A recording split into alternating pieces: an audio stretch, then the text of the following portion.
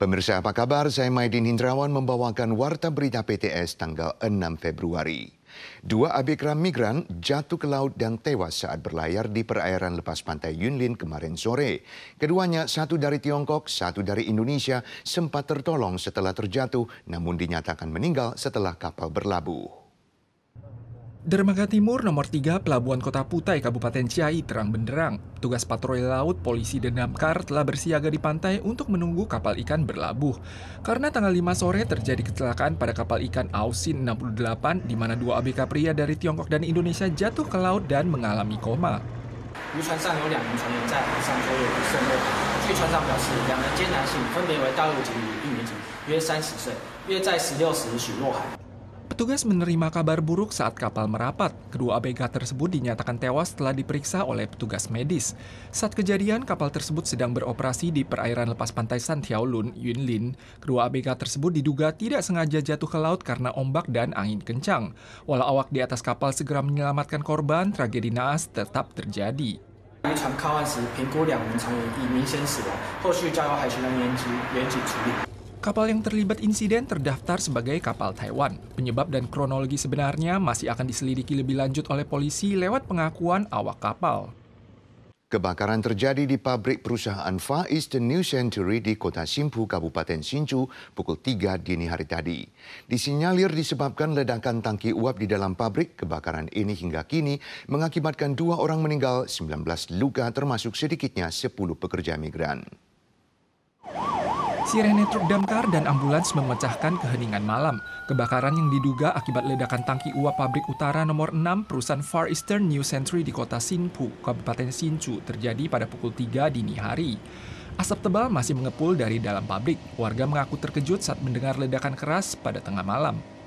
因为在我们的一些保温管路发生气体泄漏而产生一个气爆。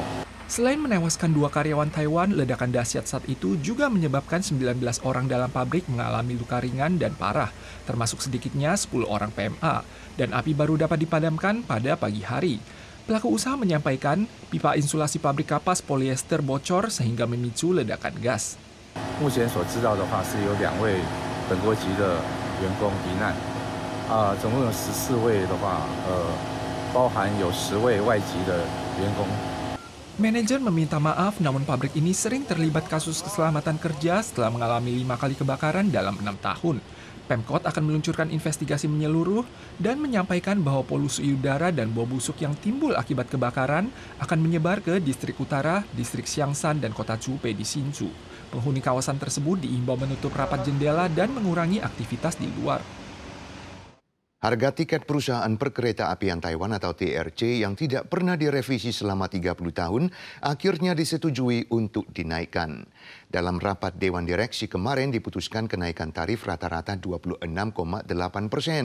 Harga tiket kereta Zhejiang rute Taipei-Kaohsiung naik menjadi $975, tapi penumpang pemakai kartu T-Pass tidak terpengaruh.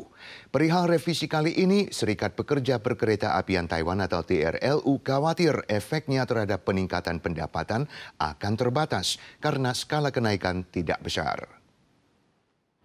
Melalui rapat Dewan Direksi pada tanggal 5, TRC memutuskan kenaikan tarif rata-rata 26,8% yang diperkirakan akan meningkatkan pendapatan sebesar $4,71 miliar per tahun. Untuk perjalanan kereta lokal jarak pendek seperti rute Taipei-Panqiao, tarif akan naik dari $15 menjadi $22, tapi penumpang pemakai kartu T-Pass tidak terpengaruh. Untuk perjalanan jarak jauh, tarif kereta Zhejiang rute Taipei-Taichung naik menjadi $501, Taipei-Hualien $600, sedangkan Taipei-Kaohsiung $975 tetap tidak sampai $1.000. TRLU berpendapat efek dari tingkat pengembalian wajar yang dikalkulasi dengan patokan 0,36% mungkin akan sangat terbatas terhadap peningkatan pendapatan. Di tengah terus merebaknya wabah penyakit menyerupai influenza di Taiwan, tidak sedikit warga yang membeli alat pencuci nasal untuk meredakan gejala rinitis, alergi, atau hidung tersumbat. Tapi dokter mengingatkan aliran air tidak boleh terlalu deras saat menggunakan alat pencuci nasal, juga tidak boleh menggunakan air keran karena berisiko mengakibatkan mimisan dan infeksi. Wabah flu berkecamuk. Statistik CDC menunjukkan jumlah pasien yang berobat selama liburan Imlek mencapai 162 ribuan orang, mencatat rekor tertinggi dalam musim flu 10 tahun terakhir. Gejala yang kerap dijumpai mencakup demam, sakit tenggorokan, dan hidung tersumbat. Sebagian pasien rinitis alergi akan membeli alat cuci nasal untuk meredakan gejala. Namun dokter memperingatkan, jika digunakan secara tidak tepat, aliran air yang terlalu deras dapat menyebabkan mimisan atau infeksi telinga bagian tengah. Saat ini terjadi, segera hentikan penggunaan alat tersebut. Fungsi utama alat bilas nasal adalah membersihkan patogen di rongga hidung lewat infus air guna meringankan gejala sinusitis dan rinitis alergi. Namun alat harus digunakan dengan garam pencuci hidung atau larutan garam khusus dengan suhu air di kisaran 30 hingga 35 derajat Celcius. Warga disarankan tidak menggunakannya dalam frekuensi tinggi, cukup sekali atau 2 kali dalam sehari. Penggunaan alat bilas nasal secara tepat tidak akan membahayakan rongga hidung, namun jangan menggunakan air keran karena akan meningkatkan resiko infeksi hidung. Selain itu juga jangan menggunakan teh dan larutan garam lensa kontak. Tragedi meninggalnya selebriti Taiwan menimbulkan kepanikan massa. Ada dokter merekomendasikan lewat internet agar warga menyiapkan obat antivirus flu sebelum pergi ke luar negeri. Namun komunitas penyakit menular Taiwan mengimbau warga untuk tidak menimbun atau minum obat sembarangan, karena warga awam tidak dapat memastikan apakah mereka tertular flu atau tidak. Jika orang yang minum obat sendiri terlampau banyak, virus dikhawatirkan akan memiliki resistensi terhadap obat. Menurut pengamatan Lembaga Astronomi Internasional, asteroid 2024 YR4 yang pertama kali ditemukan akhir tahun lalu, kemungkinan akan melewati bumi pada tahun 2032 karena orbitnya diprediksi akan berpotongan dengan orbit bumi. Namun jika orbitnya sedikit berubah, asteroid itu juga dapat menabrak bumi. Perkiraan probabilitasnya saat ini adalah 1,2%.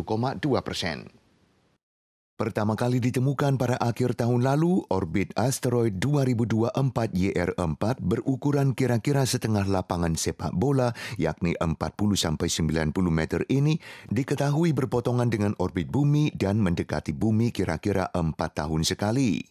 Sejumlah astronom memperkirakan asteroid 2024 YR4 pada akhirnya akan melewati ruang angkasa dekat bumi dan menjauh dari bumi.